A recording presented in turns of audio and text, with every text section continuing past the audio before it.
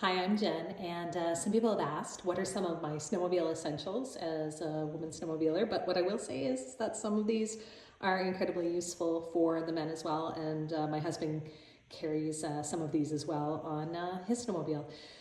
So a couple of things here that you might not think to bring. When we're traveling overnight for some of the hotels or lodges or resorts, I sometimes find that, or cabins if it's more rustic, that a pair of inexpensive, very tiny slippers is helpful for me. Chapstick, I always carry a spare hair tie, this brush which folds up really easily with a mirror. I will say I learned a bit of a hard lesson doing the wrap tour. The mirror vibrated right off, so I've had to do a little bit of glue work to repair it. I carry a spare pair of gloves. I also carry a charging or a plug basically for all of our cables. And then we both carry one of these now, which is actually pretty useful. So it telescopes, so you can actually pull out the cords and then they lock in place. On one end, you can see USB, and on the other end, a number of different plugs like an iPhone charger and the plug we need for our GPS and things like that. A spare hat that I don't wear under my helmet, but I carry in case I need it for when we stop or to be warmer.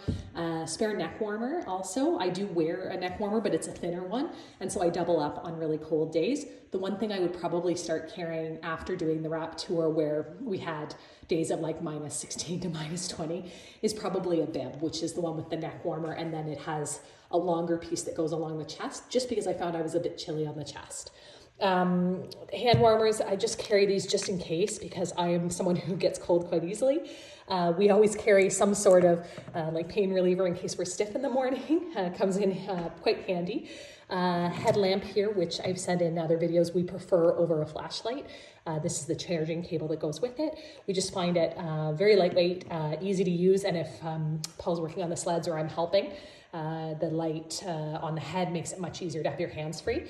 I always, as a woman, make sure I carry either Kleenex or toilet paper. This one was something we just started carrying, and it's actually quite useful. This one's a bit rough looking, but it is a reusable bag. Folds up really small, easy to carry, goes into a clip bag there, and I can highly, highly recommend this. We use this so many times going into get beverages or going into the grocery store. It's very small, easy to carry, and now I'm getting one for both my husband's sled and mine. This one, as you can see, is at the tail end of its life, so we're going to be retiring that one.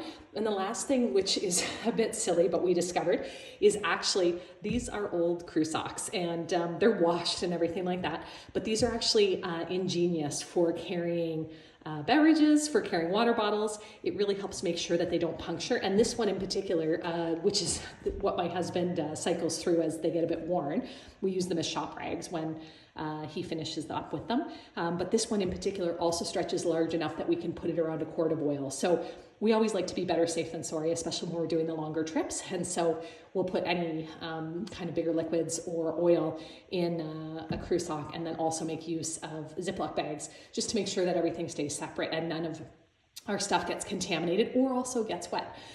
So those are Jen's must-haves for sledding. I'm sure I'm forgetting something, and I'll do another video another time about my heated gloves, which are one of my favorite things as well because I'm someone who always gets cold. We're not sponsored, so this is all just my own opinion. Thanks, and have a great time sledding.